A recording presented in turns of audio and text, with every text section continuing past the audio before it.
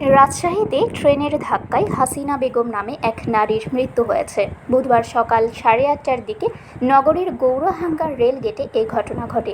নিহত হাসিনা বেগমের স্বামীর নাম রজব আলী, বাড়ি সাতক্ষীরার কালীগঞ্জ উপজেলার নারায়ণপুর গ্রামে। রাজশাহী রেলওয়ে থানার ভারপ্রাপ্ত কর্মকর্তা ফয়সাল বিন আহসান এ তথ্য নিশ্চিত করেছেন। তিনি জানান, হাসিনা বেগমের মেয়ের বাড়ি রাজশাহীর মোহনপুর উপজেলার কেশরহাটে। নাতনির অসুস্থতার জন্য হাসিনা 15 দিন আগে রাজশাহী আসেন। সকালে তিনি সাতক্ষীরা যাওয়ার জন্য বের হন। গৌরহাঙ্গার রেলগেট পার হওয়ার সময় অসতর্কতার কারণে চাঁপাইনবাবগঞ্জের রহনপুর থেকে খুলনাগামী টাউন লোকাল মহানন্দা এক্সপ্রেস ট্রেনের সঙ্গে ধাক্কা খান। এতে ঘটনাস্থলেই তার মৃত্যু হয়েছে। ওসি বলেন, এ ব্যাপারে পরিবারের পক্ষ থেকে কোনো অভিযোগ নেই, তাই মরদেহ উদ্ধার করে স্বজনদের কাছে হস্তান্তর করা হয়েছে। তবে এ ঘটনায় থানায় একটি অপমৃত্যুর মামলা করা হয়েছে। শারমিন শিমু, বরেন্দ্র টেলিভিশন।